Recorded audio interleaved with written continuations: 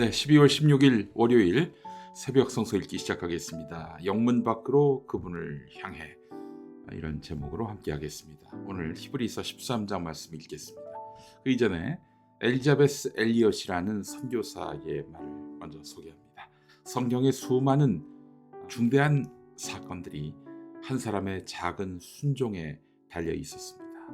예수 그리스도가 마리아의 헌신과 순종 없이 과연 그분이 탄생하실 수 있었을까 하는 생각도 해봅니다. 마리아가 불순종했다면 다른 누군가에게 또 하나님이 놓고 하셨겠죠. 네, 마리아는 순종함으로써 예수님의 육신의 어머니가 됐습니다. 엄청나게 큰 영예지요. 히브리서 13장 7절에서 15절 말씀 읽겠습니다. 여러분의 지도자들을 기억하십시오. 그들은 여러분에게 하나님의 말씀을 일러주었습니다. 그들이 어떻게 살고 죽었는지를 살펴보고 그 믿음을 본받으십시오. 예수 그리스도께서는 어제나 오늘이나 영원히 한결같은 분이십니다. 여러 가지 이상한 교훈에 끌려다니지 마십시오.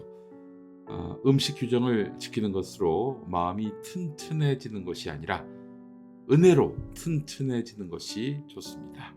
음식 규정에 매여서 사는 사람들은 유익을 얻지 못했습니다. 우리에게는 한 제단이 있습니다. 그런데 유대교의 성전에서 섬기는 사람들은 우리의 이 제단에 놓은 제물을 먹을 권리가 없습니다. 유대교의 제사의식에서 대제사장은 속죄 제물을 드리려고 짐승의 피를 지성소에 가지고 들어가고 그 몸은 진영 밖에서 태워버립니다. 그러므로 예수께서도 자기의 피로 백성을 거룩하게 하시려고 성문 밖에서 고난을 받으셨습니다. 그러하므로 우리도 진영 밖으로 나가 그에게로 나아가서 그가 겪으신 치욕을 짊어집시다.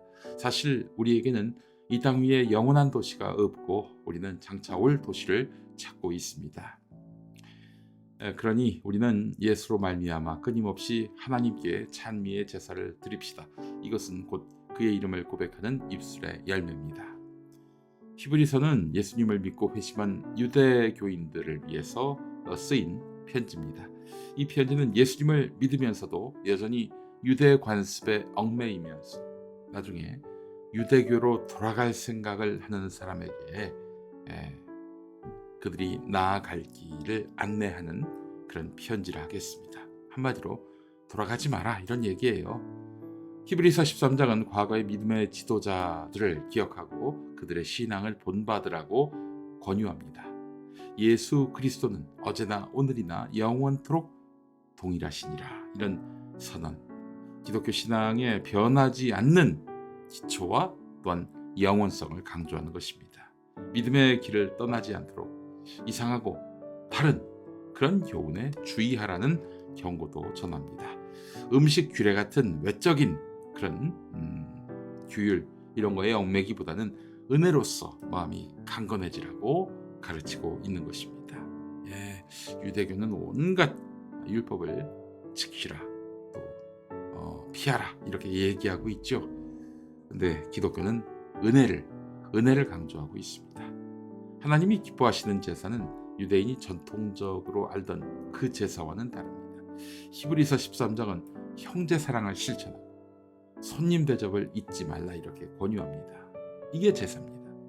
또한 복음을 전하다가 갇힌 사람들과 학대받는 사람들을 기억하라, 이렇게 말하면서 침소를 정결하게 하고 가진 것에 만족하라, 이런 가르침도 주고 있습니다.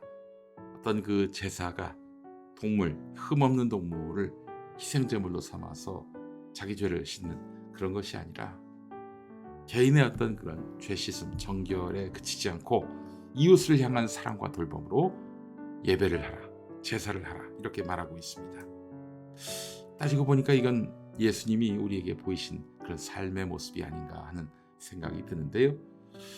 구약의 속죄 제물은 진영 밖에서, 성 밖에서 태워졌습니다. 예수님도 성 밖에서 고난을 당하셨지요. 그렇지 않습니까?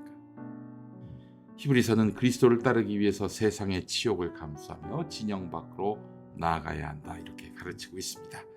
이 땅에는 영원한 도성이 없음을 가르치면서 장차 올 도성을 바라봐야 한다. 네, 이렇게 이야기합니다. 성문 밖과 영문 밖 같은 말인데 공동체의 보호와 관심에서 멀어진 그런 사람들을 얘기합니다. 이것은 한센병이나 전염병에 걸린 사람들이 머무르거나 속죄 일에 제물로 드려진 짐승이 불태워지는 곳이었습니다. 부정하고 버려진 곳이었죠. 그런데 이곳에서 가장 거룩하시고 완전하신 예수님께서 고난을 당하셨단 말이죠. 죄 없으신 예수님, 그곳에서 희생하심으로써 우리에게 새로운 길을 열어주셨습니다. 우리는 본능적으로 성문 안에서 사는 삶을 지향합니다.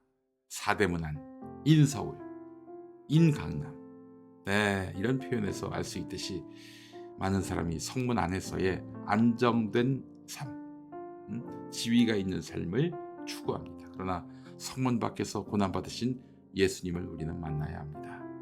또한 갈릴리와 같은 변두리에서 사역하신 예수님의 진정한 뜻을 헤아릴 수 있는 길은 영문 밖에서 고난 받으신 주님을 만날 때 가능한 것입니다. 이런 이야기가 있어요. 어느 날 한 백만장자집에서 파티가 열렸는데 술을 따르던 하인이 실수하는 바람에 포도주 잔을 떨어뜨리는 바람에 벽을 얼룩지게 만들었습니다. 주인이 대노를 했어요.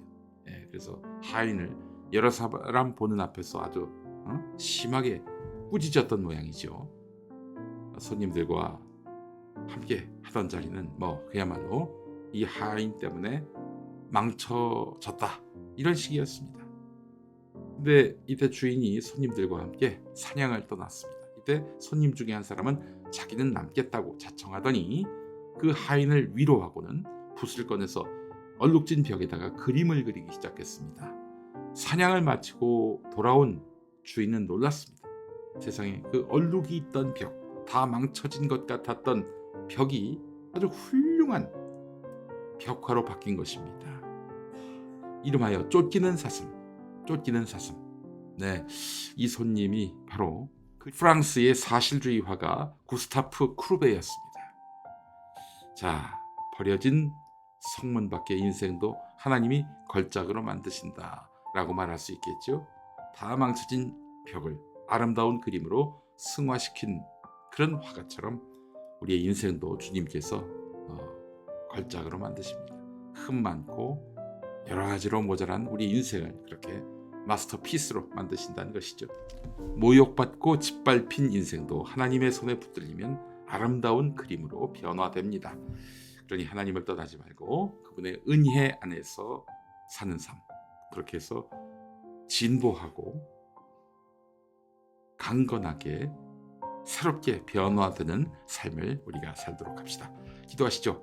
하나님, 우리가 예수님을 기다리며 하나님의 뜻이 향하는 곳을 봅니다.